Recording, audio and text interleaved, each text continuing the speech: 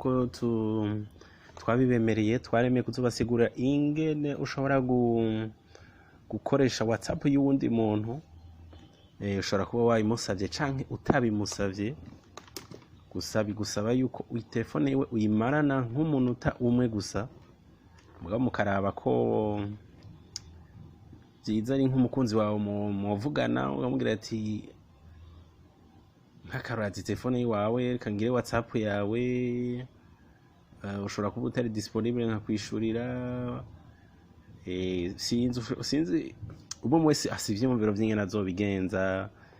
Hari ushaka kuvuga ati je ngoma nzoze ndaraba yuko umugore wanje atancamo canke umusheri wanje atancamo, hamugagira iyo tentative yo gushaka uzurasoma WhatsApp yiwe ukabona ama audio ibintu byose ibintu bagiye baramurungikira.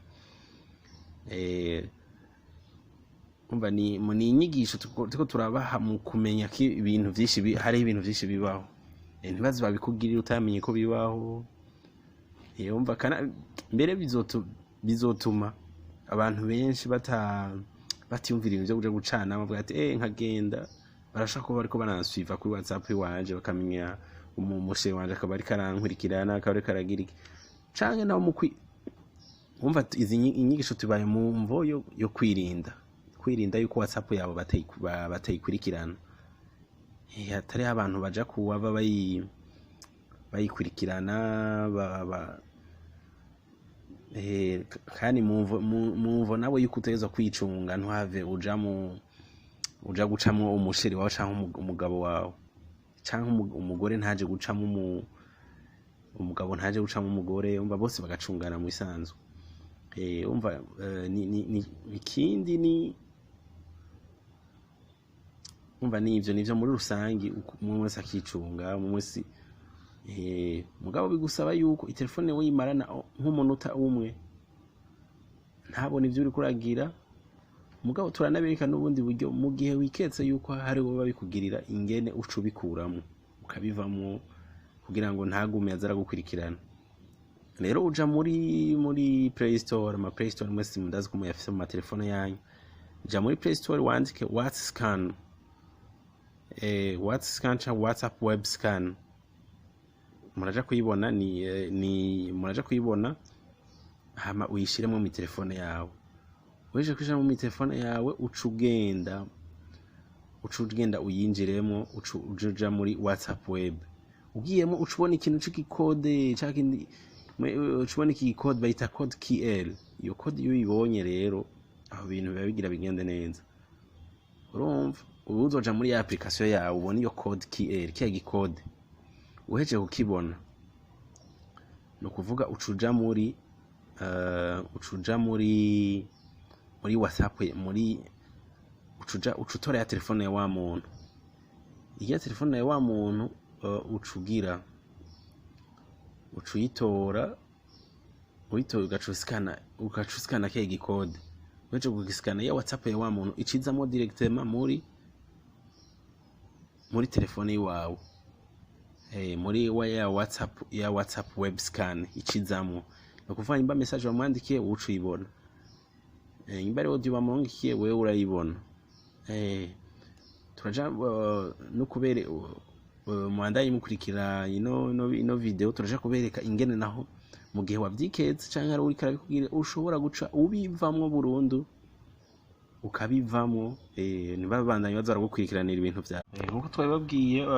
Uja muri nk'akarorero iyi WhatsApp web ni mu gihe ukeneye gushira mu mashini WhatsApp ukagenda na WhatsApp mu telefone hama washika mu biro ugaca ukoresha WhatsApp yawe ata telefone office. Bigusaba kuja mu mashini muri recherche ukandika WhatsApp web ukandika WhatsApp web. Mu gihe je rero ushurondera urondeye murabona icayuguruka ku WhatsApp web version web de WhatsApp télécharger WhatsApp uca wifyondera kuri WhatsApp web gusa. Hama ufyonza kuri WhatsApp web ica yuguruka igaca yizira ngaha. mu gihe cyo kurondera rero bashobora guha iyi code bayita code QR. Iyi code mu gihe umaze kuyibona igushoboza ko WhatsApp yawe ikija mu imashini, kandi nkongera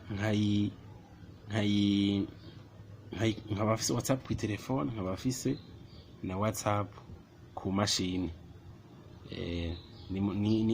Navyo nyene mva birakora, nibwo buryo nahamukeneye gufata nk'akaronka nko gusoma message y'undi muntu y'umugenzi wawe, wewe nka wamanze kuja ngaha ugatora telefone yiwe, telefone ukayitora meme in minute, ukaronka iyi code iyi uyigira ku buryo ugaca ukoresha WhatsApp yiwe neza ata nkomanzi.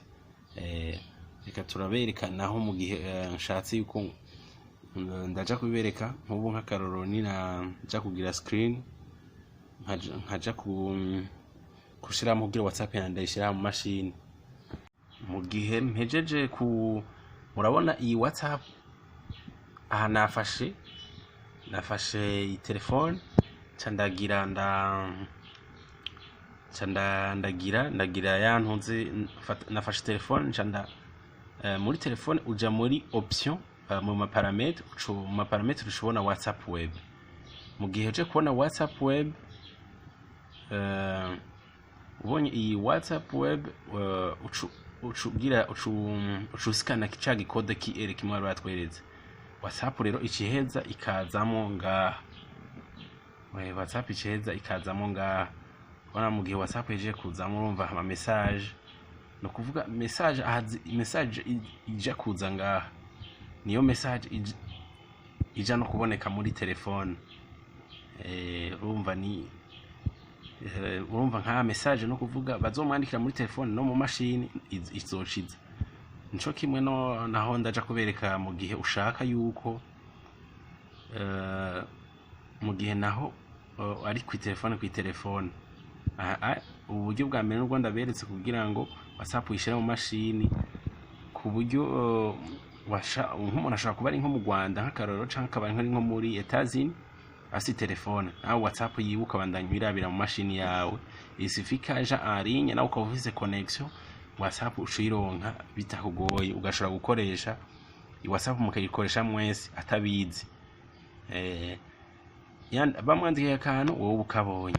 Ikindi nobabwira mu gihe ushobora kugira amakinga yuko WhatsApp yiwawe hari abantu bashobora kuyikurikirana, bakaba bariko barabona ukaba wibaza yuko hari umuntu azarabona ama message yiwawe azaragira iki. Ico ukora ucuza ngaha, murahabona ahari utu turongo dutatu, ufyonzemo uraja ucubona ngo nouveau groupe, profil, archive, message, etiquette, paramètres, ucufyonda kuri déconnexion. Deja uheje kumudeconnect uwo muntu, wa muntu yazara gukurikiranira ibintu ubu mukuyemo, nubwo kugira azosubire kubironka nuko azosubira agatora ya telefone.